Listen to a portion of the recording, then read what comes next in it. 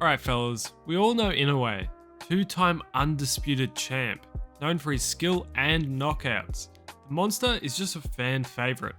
However, did you know that Inoue has a younger brother who's a boxer and is a world champion? His name's Takuma Inoue, although more out of the spotlight and more known just within the Japanese boxing scene. Takuma is alike to his brother, being a skilled, brutal boxer. Takuma started at a very young age. After seeing his older brother compete in amateur competitions, it spurred him on to take up the sport. He won several high school champions and impressed on the amateur stage. When he was only borderline 18, he made his pro debut in 2013. When it comes to most boxers, we just normally look past their debuts. Usually they're versing some slouch who's really just put there to lose. But Takuma, he versed a future WBO minimum weight world champion in Tatsuya Fukuhara.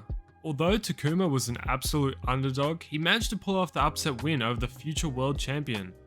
Following this massive win, he moved up to flyweight and took on 25-2 Tirafong Utada, in which he outclassed him easily on the scorecards. After he knocked out a debutant in Charlam Kotala, in only his fourth fight, he outclassed a world-ranked and world title contender in Nesta Daniel Navarez.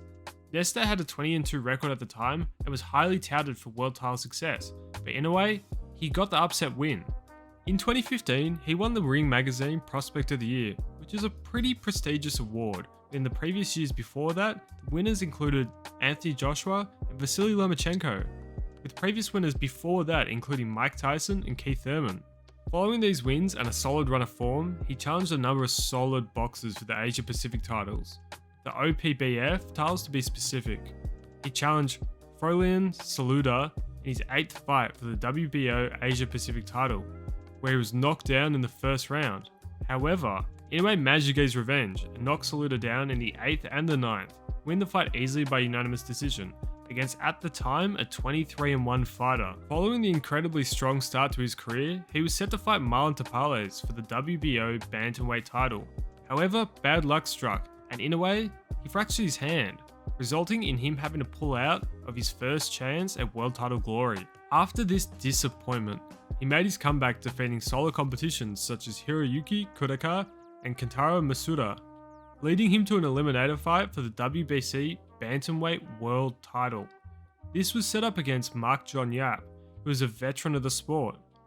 Inoue managed to drop Mark in the 5th and remained in control till the end of the fight, winning an easy decision. He then had a shot at the WBC interim title.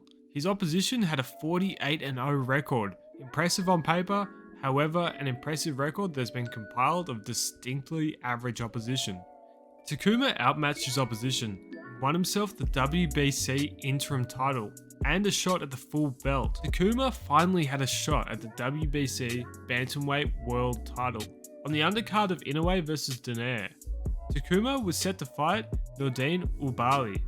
This would be Nordine's second defense, with him coming in with a 16-0 record. It unfortunately wouldn't be Takuma's night, with Nordine outclassing him and dropping him.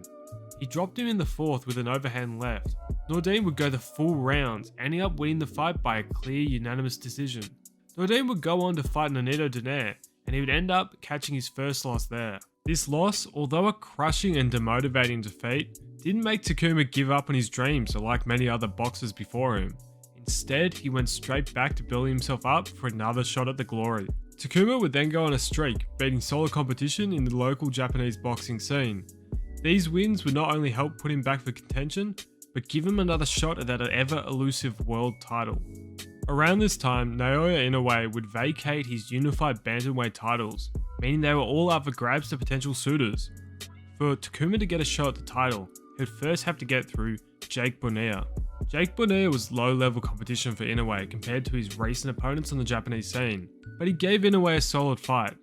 Inoue was unable to end the fight early. With the cut opening on Bonilla, the fight was stopped. As Inoue was dominating, it was ruled a win for Takuma. This would line up his second shot at a world title versus Liborio Solis for the WBA Bantamweight title.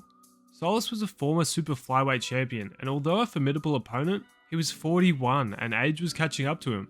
A sticker move sort of performance and a solid game plan resulted in Takuma being able to recapture his brother's old belt, which then was presented to him by his older brother Naoya. His first defense was in early 2024 against Herwin Ankerhaus. This was a notable fight, as for the first time in many bouts, Takuma was able to successfully knock out an opponent, the right hand to the body dropping down Irwin. And this brings us to the current day. As of recording this, Takuma has a fight lined up against Sho Yoshida, being one of his toughest fights to date. This fight is going to be on the Naoya vs Neri undercard, which is being held at the Tokyo Dome. This is a huge deal, as the last fight that was held there was Douglas Tyson all those years back.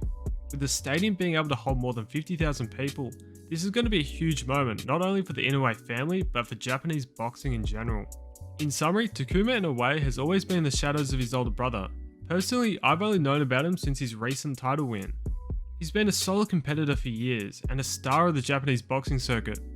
It's a kind of a feel-good tale when you see success from two brothers and how much they support and build up one another, from the bottom to the top together, and only time will tell how big their legacy will continue to grow. But anyway guys, thanks for watching. Let me know what you think of Takuma. Have you watched his fights before? Will you be tuning in for the Tokyo Dome card? And either way, I hope you enjoyed and I'll catch you in the next one.